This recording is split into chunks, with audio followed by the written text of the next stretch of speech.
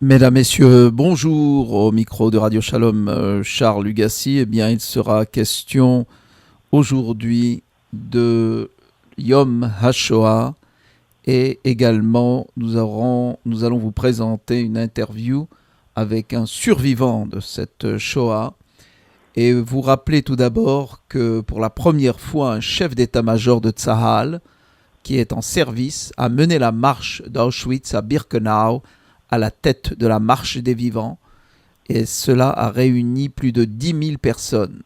En Israël, on a célébré la journée du souvenir de la Shoah ce lundi et l'armée israélienne a marqué la tragédie avec un certain nombre de cérémonies et d'événements commémoratifs.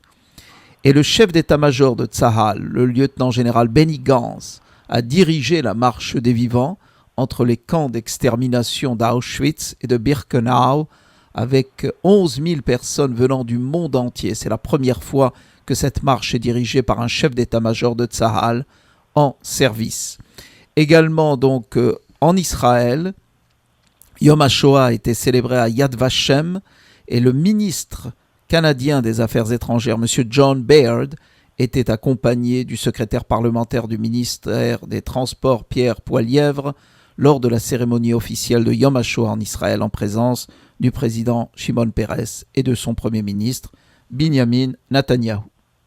Mais sans plus tarder, nous allons vous présenter donc le témoignage d'un survivant de l'Holocauste.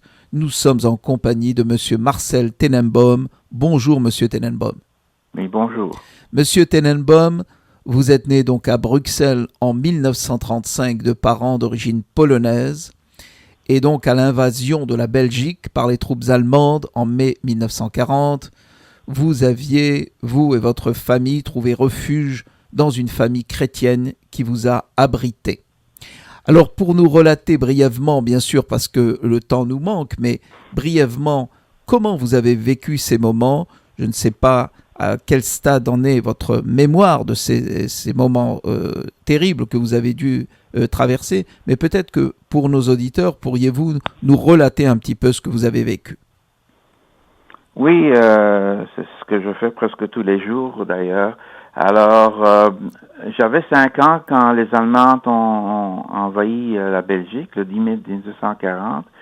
Puis je me rappelle encore parce que je me rappelle que j'avais 5 ans, ma mère était en train de lier euh, les lacets de mes souliers et puis elle pleurait. Ça, c'est la première image qui me reste à l'esprit. Euh, Au début de l'occupation allemande de la Belgique, disons que les Allemands n'ont pas commencé les persécutions tout de suite. Ils sont allés étape par étape. Il y a eu des décrets et des interdictions contre les Juifs. Et puis, par exemple, mon père qui avait un magasin devait poster une affiche qui disait entreprise juive. J'ai continué à aller à l'école. J'ai fait ma première année de 1941 à 42, mais vers le mois de mai 42, il y avait une obligation pour les Juifs de porter l'étoile jaune sur leurs vêtements de rue, les vêtements extérieurs. Alors, je me rappelle mon père qui était tailleur pour hommes, qui était maître tailleur, avait fait avec grande fierté, avait cousu l'étoile jaune sur la poche de mon veston. Et puis, ce qui était extraordinaire, maintenant que je me rappelle et puis que j'analyse ce qui s'est passé à ce moment-là, il y a personne à l'école communale de Scarbeck où j'étais en première année, l'école primaire, qui a jamais dit un mot, ni les élèves, ni mes compagnons de classe, ni la direction. Et puis je trouve ça vraiment extraordinaire. Je pense qu'il doit avoir eu un mot d'ordre qui a été passé à l'école de ne pas faire de remarques au sujet des quelques étudiants juifs. Je me rappelle pas d'avoir vu quelqu'un d'autre porter l'étoile jaune à l'école, mais disons que aujourd'hui, quand les enfants, le harcèlement qui a lieu dans les écoles et tout ça, puis là, vous avez l'exemple d'une situation où vraiment ça aurait été facile pour les gens de harceler un petit garçon de 6 ans, 7 ans, et il n'y a rien qui s'est passé. Puis je trouve ça vraiment extraordinaire. Alors, disons que on n'a pas commencé à se cacher en 1940. En 1942, en été 42, là, il y avait les rafles. Les gens connaissent les rafles à Paris, le Veldiv, mais il y avait des rafles en Belgique. Et puis, on arrêtait les Juifs dans la rue, on arrêtait les Juifs en allant les chercher dans leur domicile, parce que les Allemands avaient une liste où vivaient les Juifs à Bruxelles. Et mon père, à ce moment-là, a décidé qu'on devait aller se cacher, il fallait aller vivre dans la clandestinité. Et puis la chance qu'on a eue, c'est qu'il y avait un monsieur Vanny Venoven qui avait été le premier patron de mon père quand mon père est arrivé à Bruxelles dans les années 20. Et puis monsieur Vanny Venoven a accepté de nous cacher dans sa maison. Il avait un magasin de tailleur au rez-de-chaussée, il vivait au premier étage, il y avait un autre couple au deuxième étage, puis il y avait le grenier, où il y avait deux salles, 2 chambres qui sont devenues nos appartements. Les 2 chambres n'étaient pas connectées, il fallait aller sortir d'une chambre pour aller dans l'autre chambre, et puis on était cachés là pendant 2 ans. Ce qui était pratique pour nous, c'est que mon père, comme tailleur, était capable de travailler pour M. Vanny Venoven qui avait son magasin en bas. Donc, mon père était payé et avec l'argent qu'il gagnait, on était capable de se nourrir parce qu'avec l'argent qu'il gagnait, on pouvait acheter des aliments sur le marché noir parce qu'on était illégaux, donc on n'avait pas de timbre ou pour acheter dans les magasins normaux. Et, mais vous pouviez circuler, n'est-ce pas? Vous pouviez sortir? Non, pas vraiment. Pendant 2 ans, on est sorti très rarement. Et maintenant que moi je m'en souviens, je pense même que ça n'a pas été tellement prudent. Je me rappelle même qu'on était quelques fois au cinéma. Parfois un dimanche, on allait vers l'extérieur de Bruxelles. On prenait un tram qui allait à Waterloo, la fameuse bataille de Waterloo où Napoléon a été défait. Et puis, on avait un ancien client de mon père qui avait une villa à Waterloo. Et puis, je pouvais jouer dans le jardin, il y avait des chiens et tout ça. Mais on ne sortait pas. Et puis moi, pendant 2 ans, j'ai jamais joué avec un autre enfant. Il y avait un parc à côté d'où on était caché. Je pouvais voir les enfants jouer à partir du toit, mais je pouvais pas aller jouer avec eux. Alors, j'étais très isolé, puis je restais à la maison, mais disons, j'étais un enfant sage. J'écoutais ce que mes parents me disaient, et puis je savais je comprenais que c'était une situation dangereuse. Donc, en quelque sorte, oui. Donc, en quelque sorte, le patron de votre père vous a abrité, mais en même temps, il avait besoin des services de votre père, n'est-ce pas? Oui, non, il en bénéficiait, c'est certain, mais vraiment, ce qu'il nous a donné dépasse de loin vraiment le paiement de services de mon père, parce que abriter une famille juive, c'était dangereux. C'était risqué, bon, oui. En Belgique, disons, on pouvait vous arrêter, on pouvait vous mettre en prison ou même vous déporter. Si vous faisiez ça en Pologne et puis on trouvait qu'une famille chrétienne abritait une famille juive ou un juif, ben il recevait une balle dans la tête. Tout à fait. Jusqu'en août 44, où vous avez été arrêté. Oui. Alors, ce qui est arrivé, maintenant que j'analyse, je suis en train d'écrire mes mémoires et puis je fais pas mal d'analyses, puis je lis l'histoire de l'occupation belge par les Allemands et comment ça se compare à l'occupation de la Hollande, qui est différent. Et naturellement, la situation en France est différente aussi.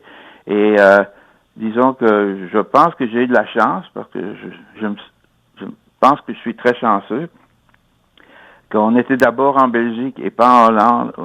Peut-être en France, ça aurait été pas mal parce qu'il y avait plus d'occasions d'aller se cacher parce que c'est une plus grande population.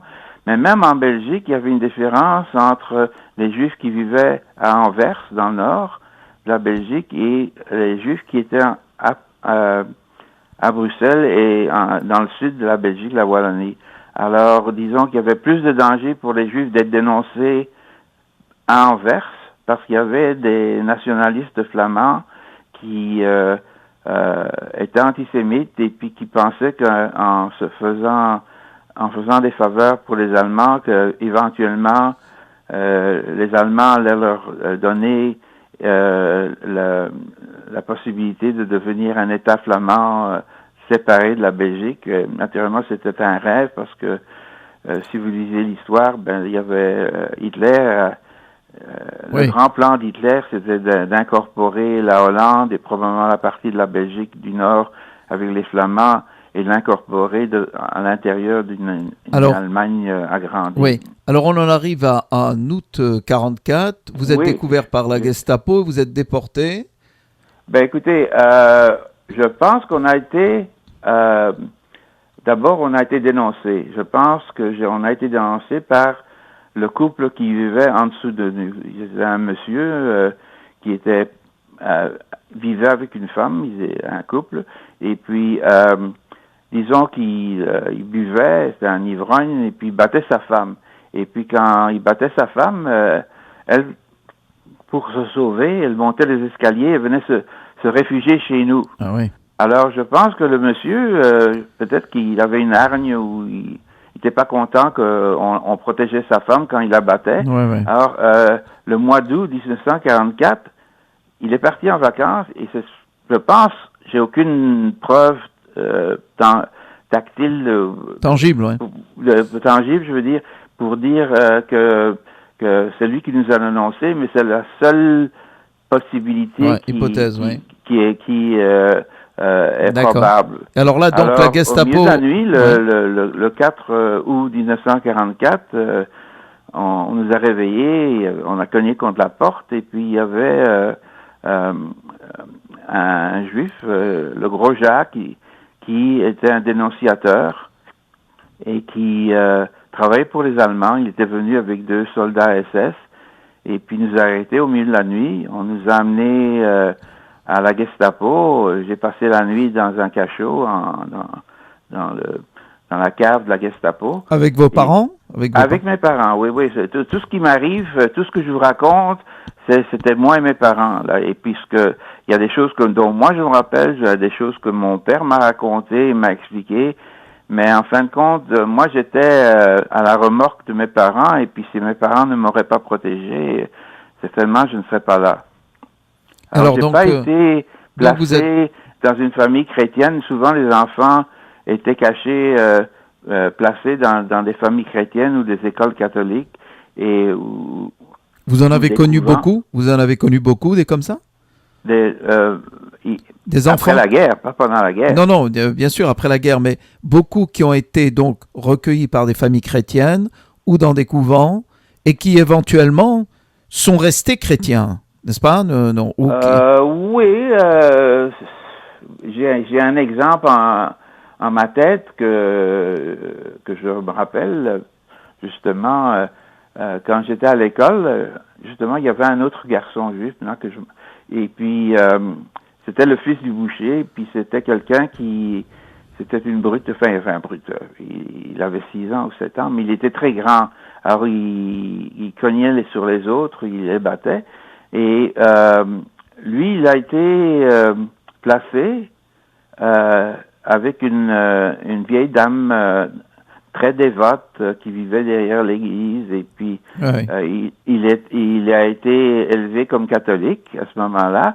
Et après la guerre, ses parents ont été tués, et il a été élevé comme chrétien. Puis je ne sais pas ce qui lui est arrivé, mais je sais que je me rappelle l'avoir vu après la libération, probablement en 1947 ou 48. Il y avait une grande procession du Vendredi Saint, et puis qui était la personne qui menait la grande procession. procession, et qui C'était lui. portait la croix, qui avait tous les vêtements blancs en dentelle, mais c'était lui, un juif qui... Ouais. Et puis ça m'est resté... Vous lui avez pas parlé? Vous n'avez pas été le voir? Non, moi j'étais avec ma mère, Ouais. on était sur le trottoir, on l'a vu, ma mère l'a reconnu, Ouais. moi je l'ai reconnu aussi un peu, probablement, et puis mais naturellement on a été vraiment choqués. Je me rappelle que mes parents ont essayé, il y a eu une réunion qui a eu lieu chez nous un soir, moi j'étais censé être dans ma chambre en train de dormir, mais je sais qu'il y avait des questions de savoir comment on pouvait soustraire ce garçon. Oui. Celui-là ou et de d'autres. l'envoyer en Israël à ce moment-là. Celui-là ou d'autres, probablement. Oui, mais là, c'est le seul. Écoutez, moi, j'étais caché avec mes parents. La première histoire que j'ai lue et entendue, c'était l'histoire de Anne Frank. Elle était cachée avec ses parents. Ouais. Alors, ma croyance au départ, c'était de dire, mais tous les enfants juifs ont été cachés avec leurs parents. Ah oui, tout à fait. Et puis, je me rendais pas compte, on a eu des détails, que la plupart des enfants n'étaient pas cachés avec leurs parents. Ils étaient cachés dans des couvents, des petites filles étaient dans des écoles catholiques et chez des familles chrétiennes qui ont accepté de prendre un enfant juif dans leur sein. Alors donc, vous êtes déporté au camp de transit de Malines.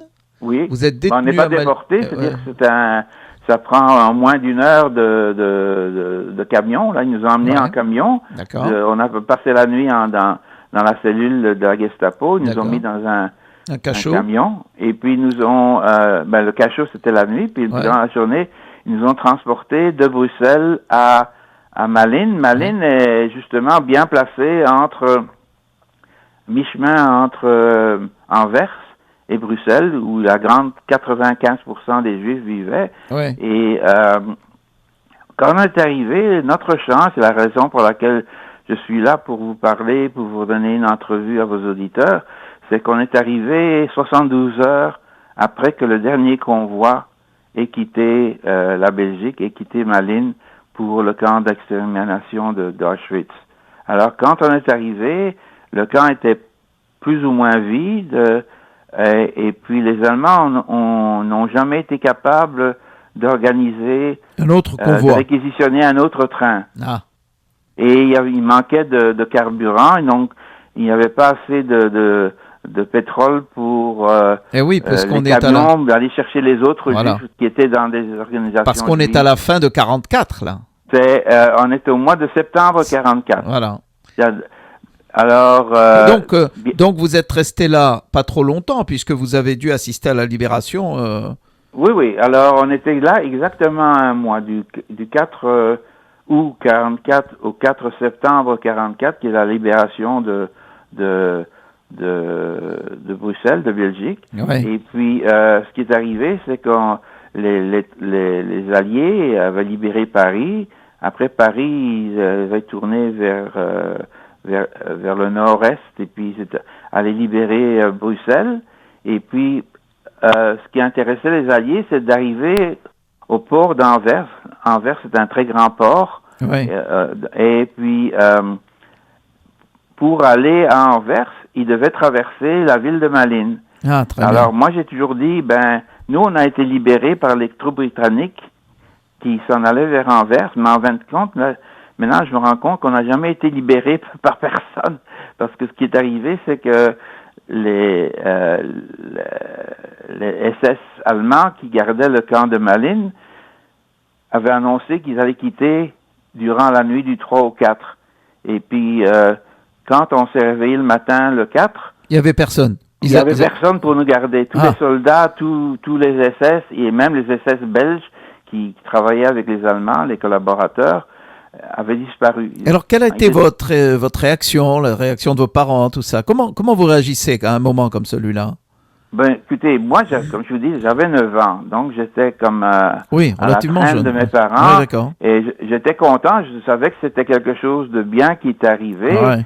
Et mais mon père, naturellement, il était fou de joie. Et puis. Et quelle a été la réaction? Est-ce que les gens se sont empressés de se sauver, de quitter, de quoi? Ou est-ce que vous avez attendu est-ce que vous avez attendu dans le camp que quelque chose se passe, que quelque chose arrive? Oui, exactement ce qui est arrivé, c'est-à-dire que le matin, je pense vers 8 heures à peu près, les gens se sont réveillés et puis, enfin, moi je me suis réveillé vers 8 heures, probablement il y avait des gens qui ont passé la nuit et puis personne n'a voulu sortir, le monde avait peur parce qu'il y a, en sortant, il y a comme un genre de canal et de l'autre côté du canal, à côté de la caserne d'Aussin, qui est le camp d'internement, il y avait un poste de police où il y avait des Allemands avant. Puis on s'est dit, écoutez, les gens ont dit, on va sortir, puis les Allemands vont nous tirer dessus de l'autre côté du canal. Et puis on attendait, les gens attendaient, puis finalement, je pense vers 9 heures, il y a un homme, un célibataire, il dit, écoutez, moi je vais essayer de voir qu'est-ce qui se passe. Puis il est sorti, puis rien ne lui est arrivé. Alors à ce moment-là, les gens ont commencé à sortir du camp. On s'est libérés nous-mêmes. Et vous vous êtes dirigé vers quoi? Vers où?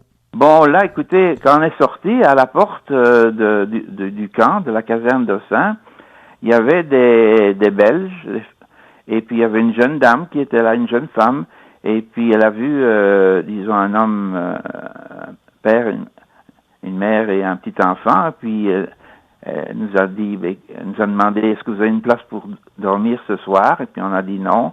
Alors elle dit, venez chez nous, venez chez mes parents. Et puis elle nous a amenés à la maison de ses parents, qui étaient, disons, nationalistes belges, parce qu'ils avaient déjà sorti les drapeaux belges et des photos de la victoire, de la reine et tout ça. Et puis on a passé la nuit, on a dû manger là, je me rappelle pas avoir mangé, mais je me rappelle avoir dormi parce qu'ils ont pris comme deux grands fauteuils face à face. Ils en ont fait un lit. Les deux fauteuils ensemble étaient assez grands pour que je puisse dormir dessus. Mais ce que je rappelle aussi, c'est qu'à ce moment-là, je suis allé l'après-midi, avant la nuit de sommeil, mon père et moi, on est descendus en ville, et puis justement, les troupes britanniques passaient à travers le centre-ville de Malines, et puis tout le monde, la foule en liesse, qu'on voit en général dans les actualités. Puis mon père était tellement enthousiaste, et puis il voulait serrer la main d'un des soldats britanniques qui était sur un des tanks britanniques, et puis il était tellement fou de joie, là, le tank lui marchait un peu sur le bout de son soulier. Seulement, on n'a pas écrasé ses doigts de pied, mais enfin, il aurait pu. Mais il était tellement enthousiaste et tellement... voulait tellement serrer la main des libérateurs britanniques. C'est ça qui s'est passé. Puis Marcel, comme on voit dans les actualités aussi, il y avait les gens qui étaient des collaborateurs, les femmes qui avaient couché avec des Allemands, on leur avait rasé la tête, et puis les appartements qui appartenaient à des collaborateurs étaient saccagés, on lançait les papiers par la fenêtre et tout ça. Alors ce sont des images qui me sont restées de la libération. Marcel Tenenbaum, je vous remercie pour ce témoignage. Je rappelle à nos auditeurs que Marcel Tenenbaum donc, est un rescapé aussi de l'Holocauste et que lui et ses parents ont réussi à s'en tirer parce qu'ils étaient en Belgique, que ma foi c'était peut-être moins intense que ceux qui ont vécu en Pologne par exemple, mais que ça a été néanmoins extrêmement pénible. Eh bien, je suis persuadé que tous nos auditeurs et nous-mêmes à Radio Shalom vous souhaitons une longue vie et continuer de raconter cette histoire afin que ça reste inscrit dans la mémoire des hommes, non seulement des Juifs, mais des non-Juifs, de ce qui s'est passé, de cette atrocité nazie. Je vous remercie de votre témoignage. Marcel Tenenbaum à Montréal. Merci beaucoup. C'est moi qui vous remercie. Merci.